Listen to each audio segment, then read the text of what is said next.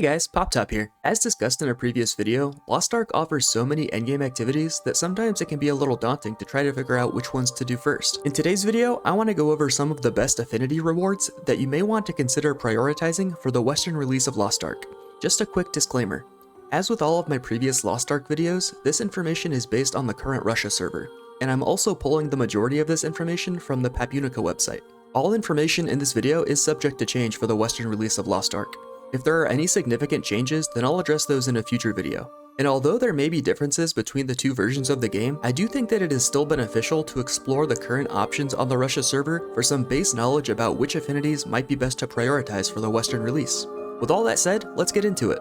So in no particular order, the three affinity rewards that I want to focus on for this video are gold, giant's hearts, and items that will progress your adventure book completion. Since affinities are one-time rewards, it's good to progress affinities that will provide a direct benefit to all of your characters. Gold is an important asset in the world of Lost Ark, as you'll need it for many things, such as estate planning, purchasing engraving books on the auction house, or just player-to-player trading in general. Now there are about a dozen or so affinity NPCs who offer gold as a reward. However, since we only have 5 songs and 5 emotes to perform per day, I want to focus on what I consider to be the top 5 affinity NPCs to progress for gold. And since I brought up the daily limit for affinity actions, I do want to also briefly acknowledge that yes, you can give gifts to increase affinity as well, but in this video I will primarily be focusing on how long it would take to achieve these affinity rewards by exclusively using affinity actions. But if you do have gifts to give to affinity NPCs, your results will definitely come faster.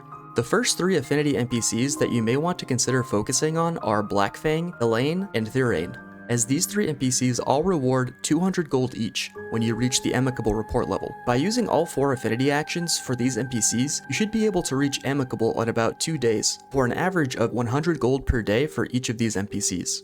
I'll quickly mention that you will have to acquire some specific songs and emotes and reach certain levels of virtue stats to receive these rewards, but I'll focus more on those topics in a future video.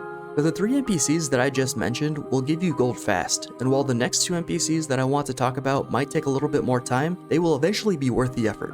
Avel offers 2 separate gold rewards, 500 gold at the friendly rapport stage, and an additional 900 gold once you reach trusted.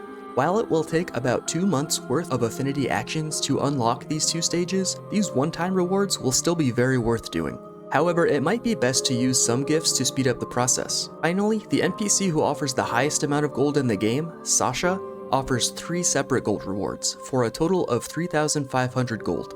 Again, it will take nearly 3 months of affinity actions to unlock these 3 stages, but if you are patient and persistent, this affinity NPC will eventually pay off. The next affinity reward prioritization that you may want to consider are Giant's Hearts. As I discussed in my Epona Dailies video, Giant's Hearts are important, as the collection of Giant's Hearts will unlock additional skill points. Beatrice and Trizian rewards a Giant's Heart at the friendly report stage. It would take about a month of affinity actions to reach this reward stage.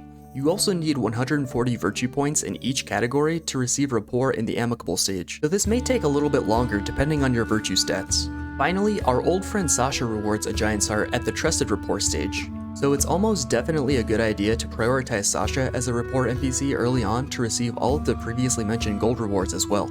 Similar to Beatrice, Sasha also demands higher virtue stats in order to continually progress her rapport stages.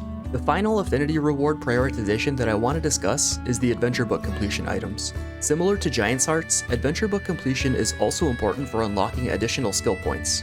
There are 3 NPCs who reward items that will aid in adventure book completion. Sierra in the first town of Lionheart rewards the Special Potato when you reach the trusted stage with her. This Special Potato can then be used to craft the potatoes with stigmas and marks, which is a cuisine that contributes to the Artemis Adventure Book completion. It should take about 10 days of affinity actions to unlock this reward. Next, Aurelda is another NPC who will reward a cuisine component. At the Trusted Rapport stage, Aurelda will reward the Rohendel Cookbook, which is an ingredient used to craft roll snail, contributing to the Rohendel Adventure Book completion. And finally, Thunder in Silent Hill will reward you with a ritual food ingredient once you reach the Trusted stage with her.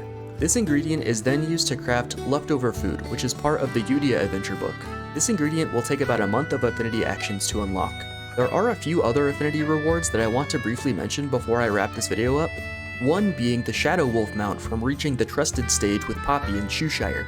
Using affinity actions, this mount should take just a little over a month to unlock. And finally, I want to mention the reward of cards. Cards will become very important later on, as the difficulty of the game increases into Tier 3, but since I primarily wanted to make this video about which rewards to prioritize in early Tier 1, I decided to leave cards out of this discussion, and focus more on gold acquisition and collectibles. I will definitely make a separate video about cards once card collection becomes more important later in the game. Well, that's all for now, so what do you think? Which types of affinity rewards will you be prioritizing in Tier 1 of the Western release of Lost Ark? I hope you found this video useful. If you did, please feel free to like or share the video with others. And if you'd like to see more Lost Ark content in the future, please consider subscribing to the channel. I appreciate your time, and I'll see you in the next video.